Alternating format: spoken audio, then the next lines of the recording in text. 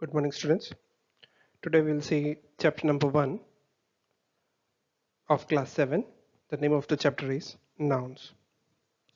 As we all know, in order to communicate with each other, we use words.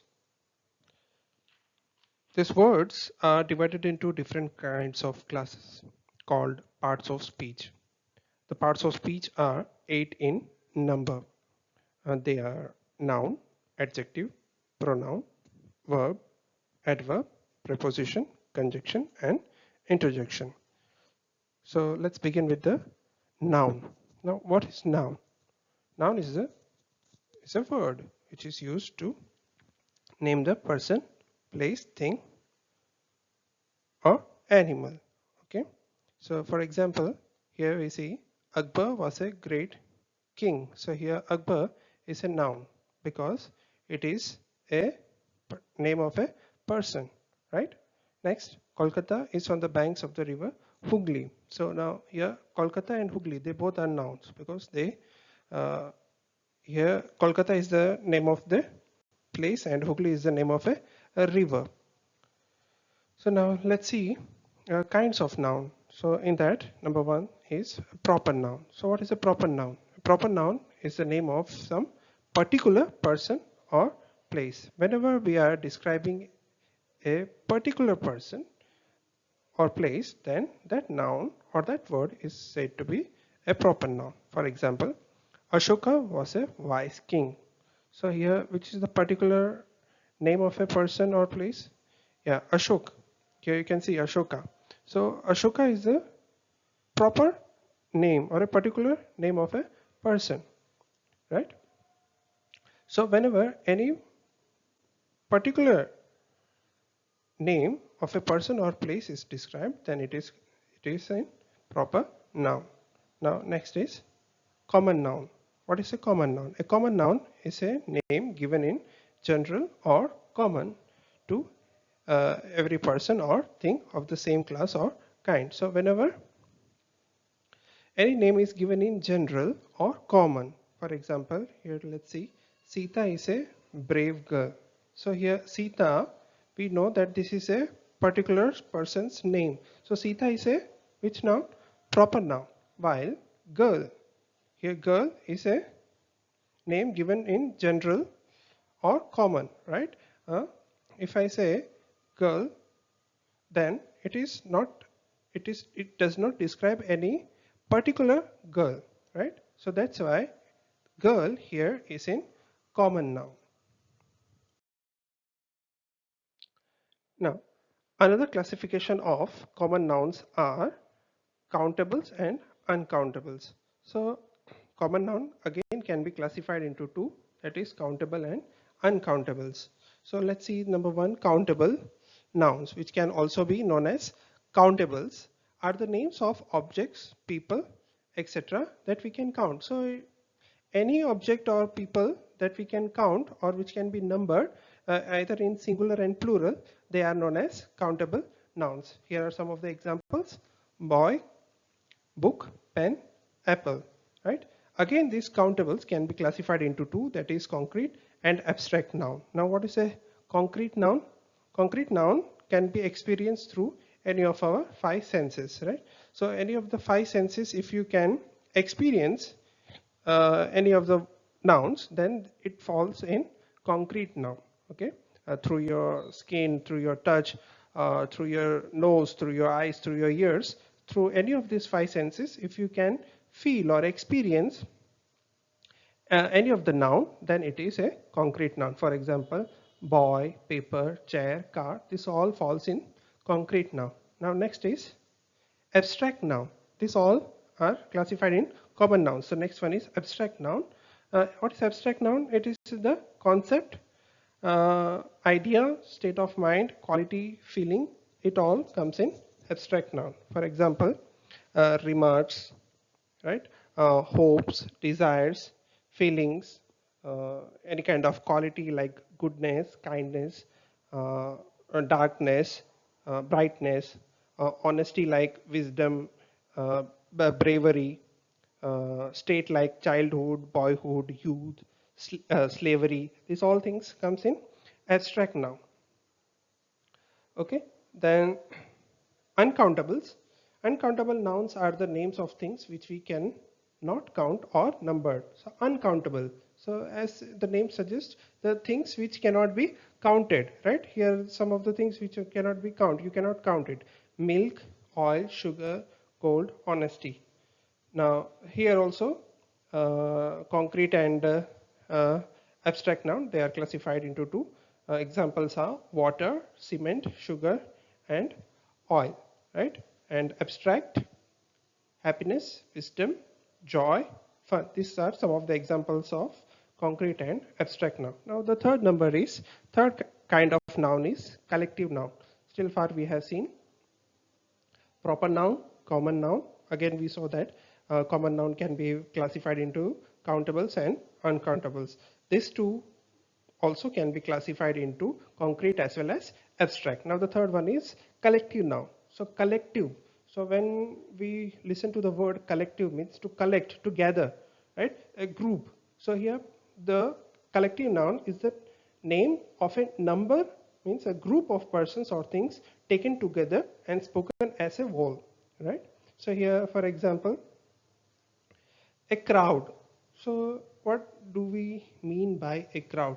A crowd means actually a collection of people. But instead of this word, a collection of people, we are using the word a crowd, right? So the crowd is collective noun, right? It is a name given to the number of persons here. What is the name given to a collection of people?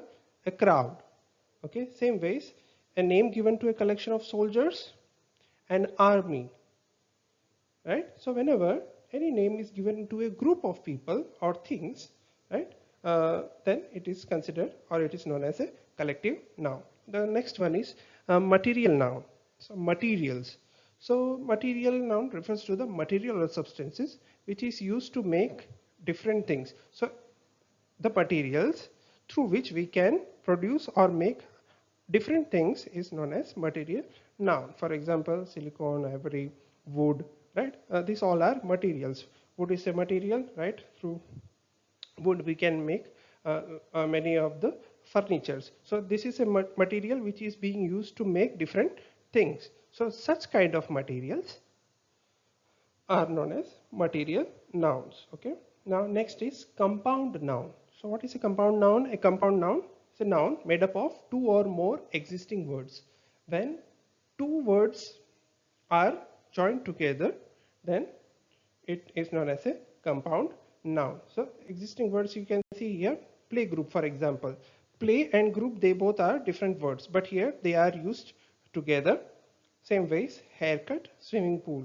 So these are the two nouns which are being used together. So this kind of words or nouns are known as compound nouns.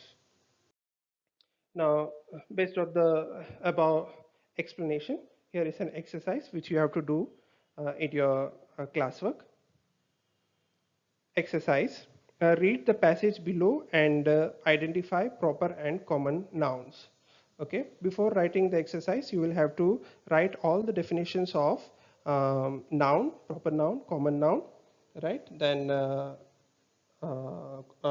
collective noun, then abstract noun, material noun, all the countables and uncountables, all the definitions you will have to write in your classwork.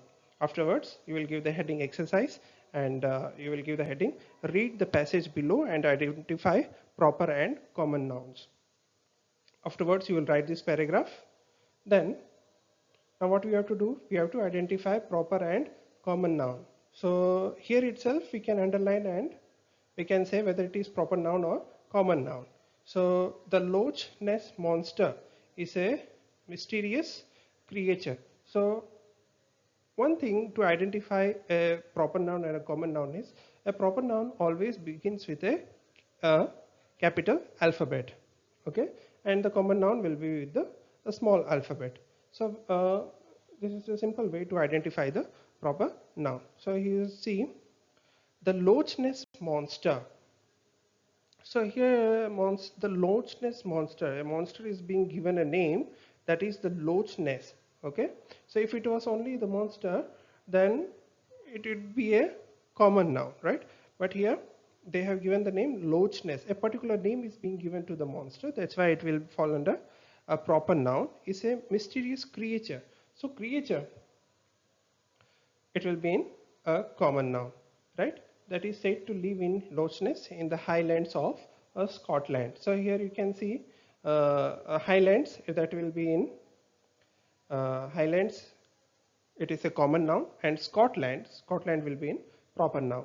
Okay, so here very clearly you can see the difference. If you want to find out the proper noun, then all the proper noun here begins with the a capital letter. Okay, you can see here very clearly. So you will have to read this, and you will have to do the you will have to identify the proper and common noun by yourself.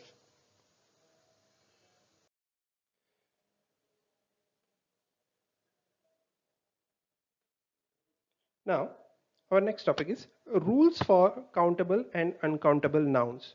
So there are some set of rules for countable and uncountable. So countable, which we can count, and uncountable, which we cannot count or which cannot be numbered. So some of the rules you have to keep in mind. So here are the rules. What are the rules? Singular countable nouns cannot occur without an article or a determiner. So now, singular countable nouns. Okay, so singular, for example, I have lost a book. Book is a noun, right? It is a common noun, but here it is singular. Okay, so here they are saying that singular countable book can be counted. So here singular countable nouns that cannot occur without an article or determiner. So here I cannot say I have lost book. Okay, I will have to use an article or determiner. Okay, so here what is used? A is an article. Okay, I have lost a book. Same way, I have lost my book. So singular countable noun, that is book, and my is a personal a determiner. Okay, my is determiner. Now next rule is countable nouns cannot take the article a or an. So now next one is uncountable nouns. They cannot take the article a or an. So here we saw that when it is singular countable noun, you will have to use a an article or a determiner. When we are talking about uncountable nouns, then you cannot use articles a or an, right? For example, here there is sugar in the box, so you cannot use a or an in front of sugar. Here there is a sugar in the box, or there is an sugar in the box will be a wrong sentence. Okay, so whenever we have some uncountable nouns here, which is the uncountable noun? Sugar is an uncountable noun, right? So here you cannot add any article from a or an. Indefinite articles you cannot add it here. Now next third point rule is that although uncountable nouns do not have a plural form, we can use units of measurements to refer to the quantity of uncountable items. So some of the uncountable nouns, they do not have any plural form. For example, milk. How do we make a singular noun into plural? By adding s or something like that. Yes, but here can we make milk into milks? No, that is not possible, right? So what we do in that case, it is a uncountable noun. So what we'll do, we will use units of measurement. Now let's see how the units of measurements are used. Why they are used? To refer the quantity of uncountable noun. Okay, so by using the units of measurement, we uh, refer the quantity of the uncountable items. We bought 3 liters of milk. I can't use the sentence we bought three milk. Can we? Or 3 milks? Can we? No. So here what we are using? We are using the units of measurement. That is, we brought 3 liters of milk. Same ways, 2 loaves of bread, a sachet of shampoo, and 5 kilograms of rice.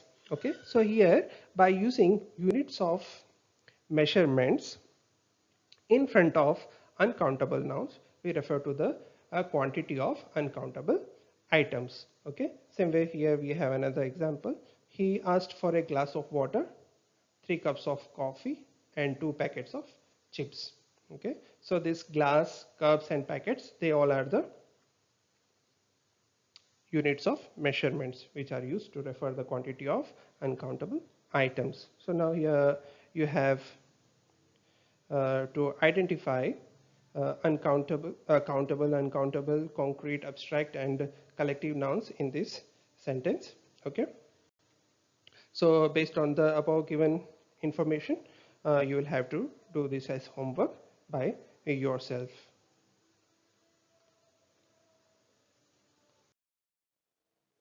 16 questions are there. This is the table being drawn. Okay. And then you can write this in the answers in this table itself in your textbook. Now, next we are going to see is plural forms of nouns. So we already saw that compound nouns, when two words or two nouns are joined together, they are called compound nouns. So in compound nouns, plural of compound nouns can be formed in the following ways. They can be formed by adding an s at the end. For example, spoonfuls, vice chancellors, man hours. Here in this example, you can see uh, two words, that is spoon and full. So when added together, they become the compound noun. So here we are making them plural by adding s at the end of the word. So it becomes spoonfuls.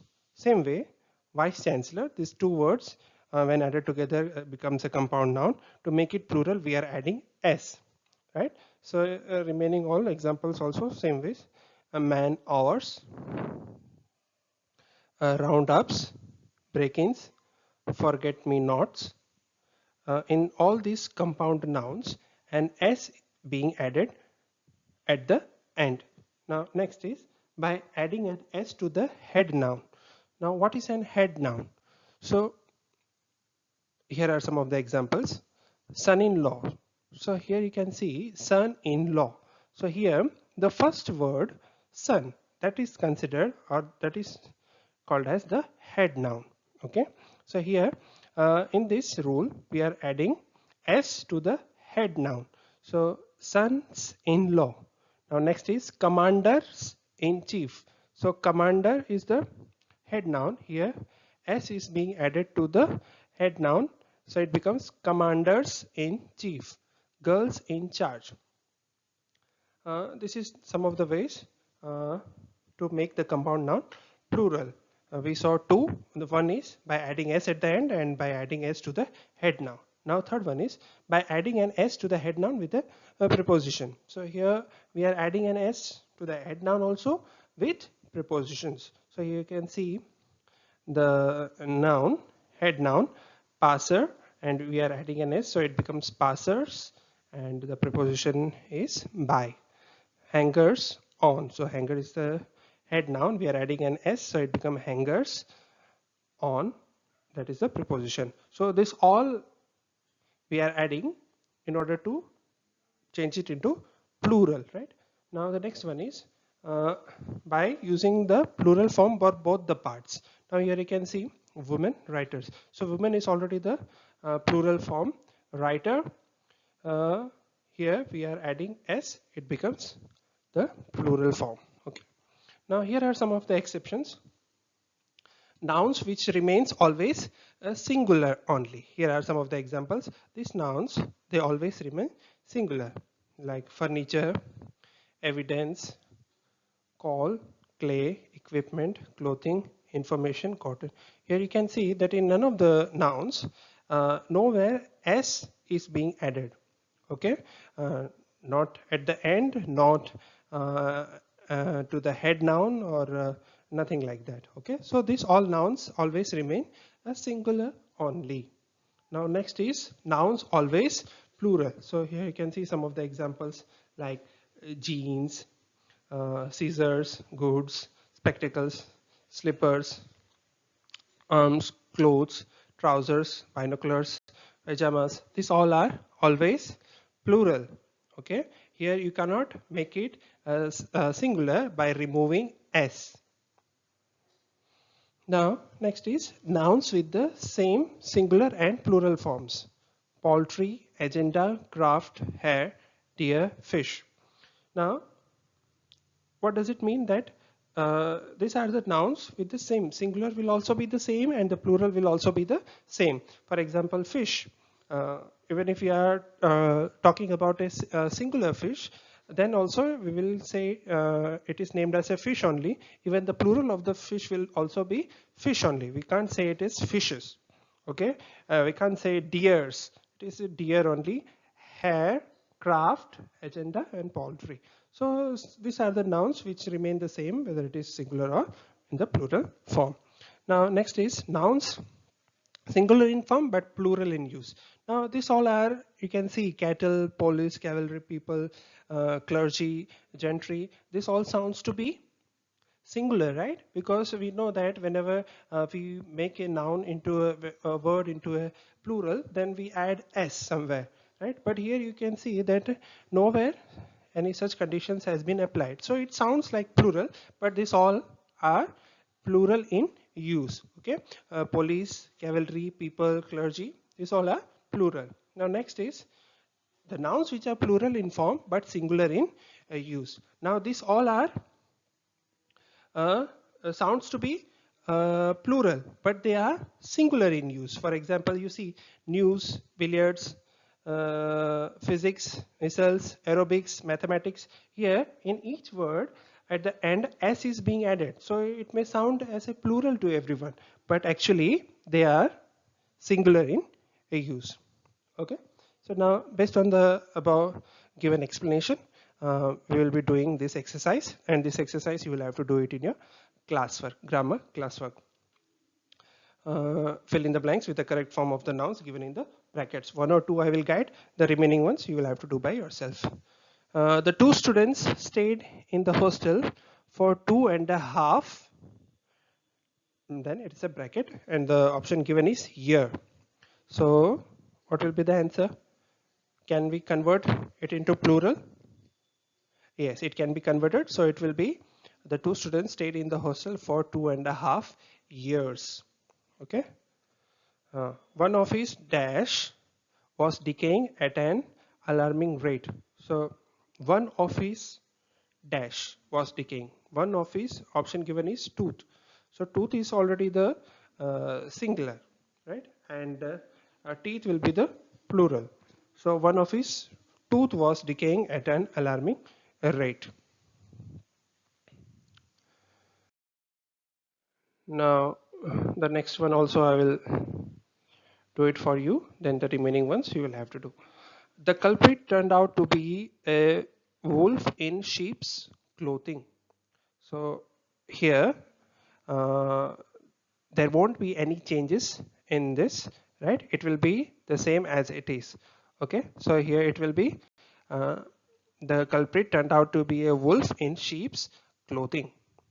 Then next, both her dash foot were injured while playing hockey. So both her foot is singular, so both, so it refers to a plural. The plural of foot will be feet. So here it will be both her feet were injured while playing hockey, right? So remaining will be your homework. You will do it by yourself. Now next is fill in the blanks with the correct form of the nouns given in the bracket. This also will be done in your classwork. Uh, our school children bagged the dash trophy. Our school children is a plural, so bagged the runners up trophy. If it was our school child bagged the runner up trophy, okay, if it was child then it would be a runner up, but as it is plural, so it will be here our school children bagged the runners up trophy. Okay, so the remaining you can do it by yourself. And the last one is identify the nouns in each of the sentence and state their kinds, okay, whether it is countable, uncountable, and that concrete, abstract, collective, or material. So you can also mention whether it is proper or common noun. Okay, so this will also be done by you based on the above given all information. You will be able to do this exercise in your classwork. Uh, See, let's see, number one, Kolkata is one of the largest cities of India. If you see Kolkata, it's a proper noun, as well as India is also a proper noun. Okay. Um, so remaining can be done by you as homework.